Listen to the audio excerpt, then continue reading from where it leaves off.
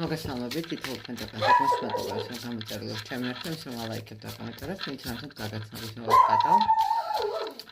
მოკლედ, ჩემი ძალიან გვასვენებს, რომ ჩაგეწეროთ ხოლმე ვიდეო. ეხლა მინდა გავაკეთოთ გასვლა. წასული პარტნიორი ნანობს თუ არა მის აქციელს. და ვნახოთ აბა, რას გვეტყვის ნანობს თუ არა. წასული პარტნიორი თავის აქციელს.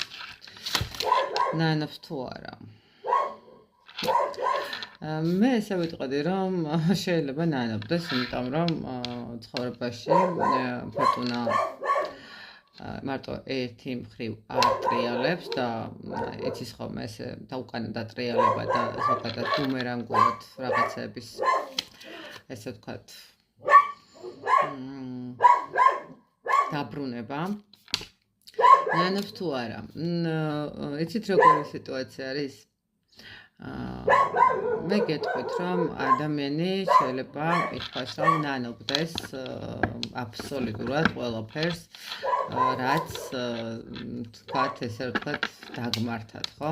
იმიტომ რომ ადამიანმა რეალურად თავის ცხოვრებაში დატოვა ძალიან სასიამოვნო სიტუაციები, ძალიან სასიამოვნო მდგომარეობა და გაემართა იქ, სადაც არც იცოდა, არც იცის რა ელოდება, ხო? ნუ შეიძლება არც იცის კი რა, არც იცოდა, ხო? რა ელოდებოდა, მოკლედ წასულ პარტნიორზე ვსაუბრობ.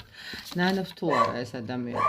გეტყვით, რომ ნანობს, იმიტომ რომ რეალურად აქ ადამიანმა შეიძლება ითქვას, რომ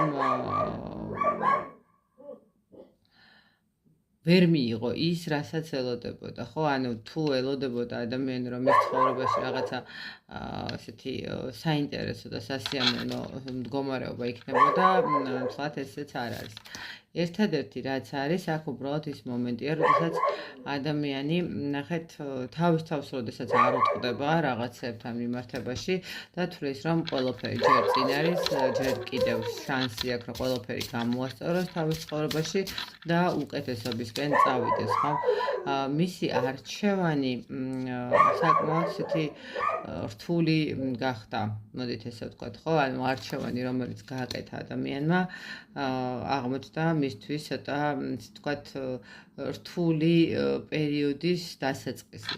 თუმცა მე ვერ გეტყვით, ნახეთ, შეიძლება ადამიანი ამას ნანობდეს, ნამდვილად ისეთი მომენტი ქონდეს, რომ ნანობდეს, მაგრამ ამას არასოდეს არ აღიარებს.